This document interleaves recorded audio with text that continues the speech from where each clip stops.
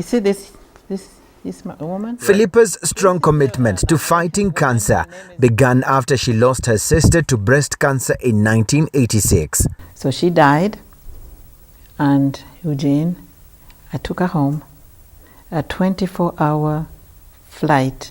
You can't imagine what it's like to have your beloved sister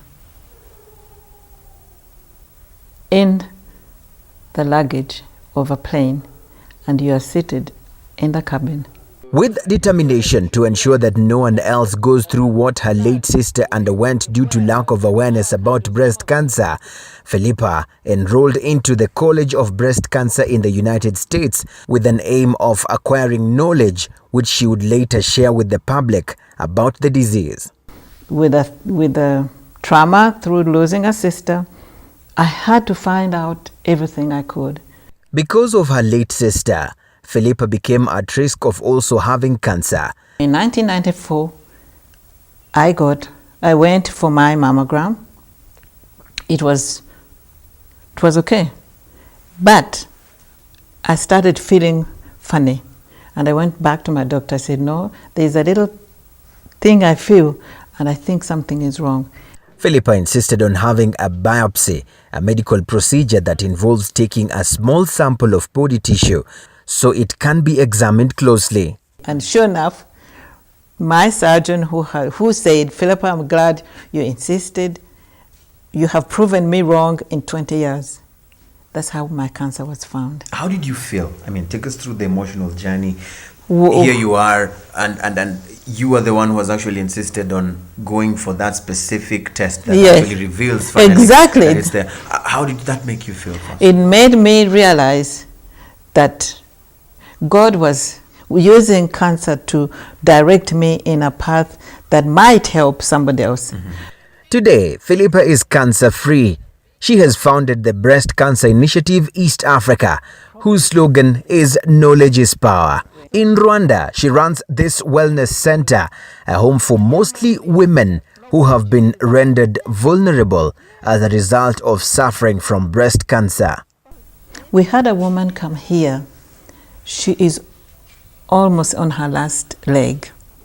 She was at Butaro, but we had a training here. She wanted to come because she wanted to be an ambassador.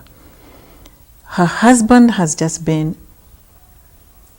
diagnosed with tuberculosis. They have 4 children. She had to leave treatment to go take care of her children.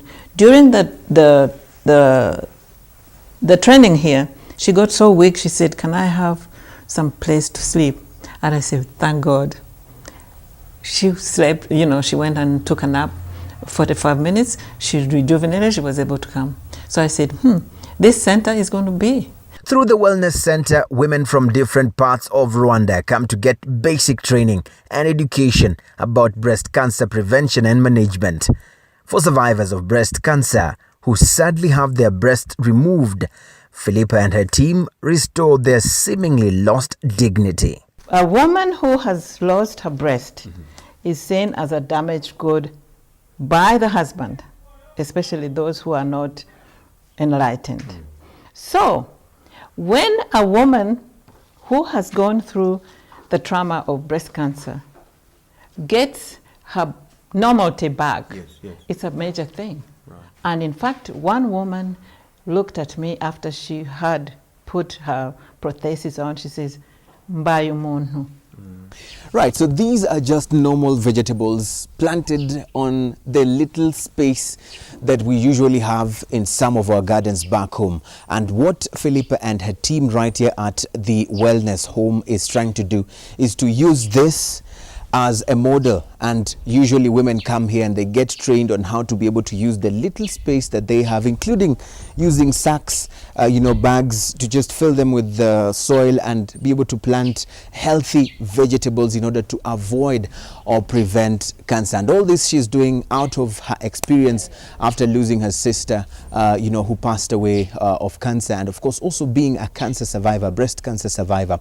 And all this with an aim of pumping the information of prevention is better than cure. For the special assignment, I'm Eugene Anangwe reporting.